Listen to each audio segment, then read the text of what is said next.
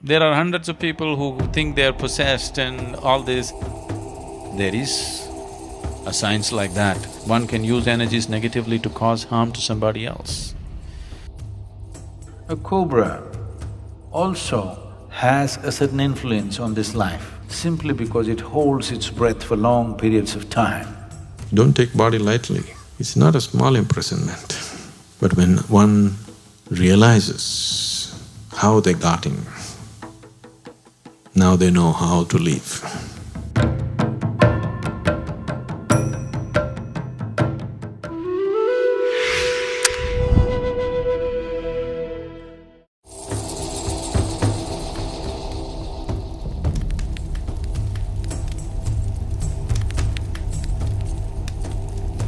This disembodied life has no discriminatory mind.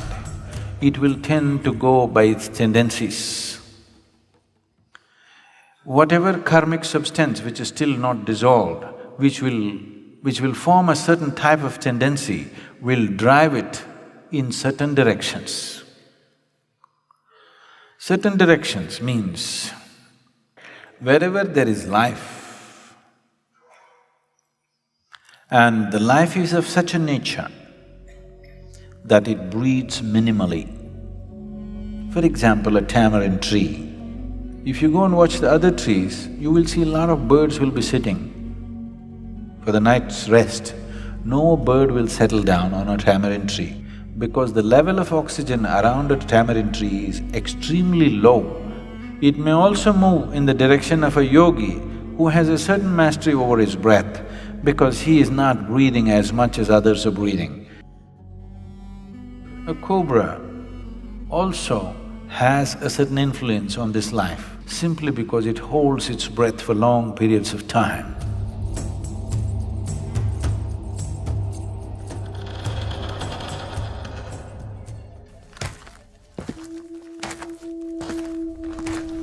There are hundreds of people who think they are possessed and all this. There is a science like that. One can use energies negatively to cause harm to somebody else. It's mostly receded, very little of that is happening. But if you live in certain areas, certain parts of the country, this is very rampant. One thing is, if you have such impacts, you come and sit in the sphere of Dhyanalinga,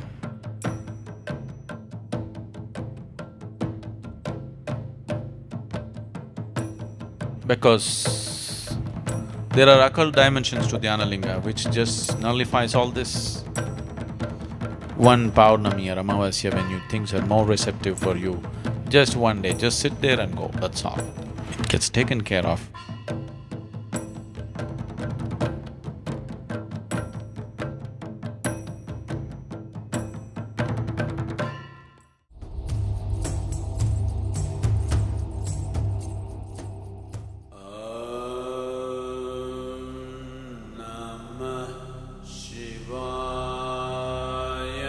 Your physical body is something that you have loaned from the planet on which you're living.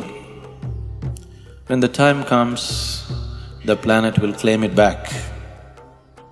But the other dimensions of you, especially the karmic shell, continues to play. If it is in a certain level of awareness, the disembodied being is in a certain state of pleasantness.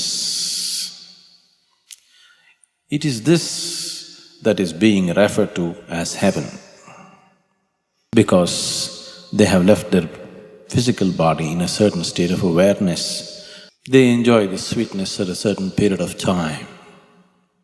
A holiday, a vacation, before you take on another physical body. Similarly, if people live in certain states of fear, anxiety, anger, in certain states of ignorance, the karmic shell has acquired a certain kinds of unpleasantness about itself. This unpleasantness is what we refer to as hell.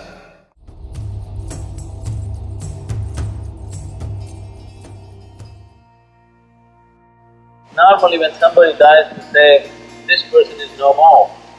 But that's not the truth. He's no more the way you experience him, but he still is in any other way. Don't take body lightly.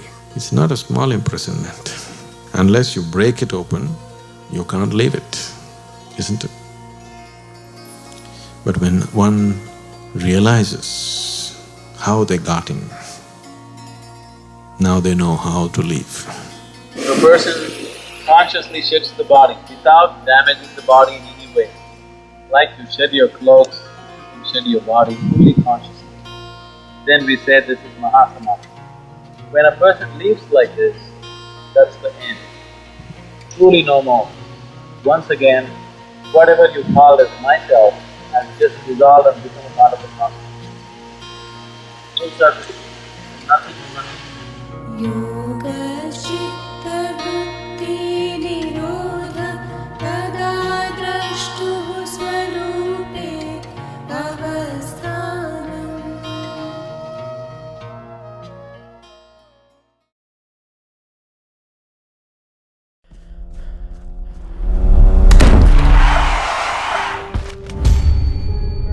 What happens to dead people? Do they become ghosts? Do they haunt houses? Do they possess you? Sadhguru demystifies the dead. When a person dies and his information is not done, his prarabdha is not done, then life is still vibrant, but body is gone. Whatever karmic substance which is still not dissolved, which will form a certain type of tendency, will drive it in certain directions. There are many aspects to it. If I say these things, you will start imagining things tonight. Watch Disembodied Beings, a 6-part series only on Sadhguru Exclusive.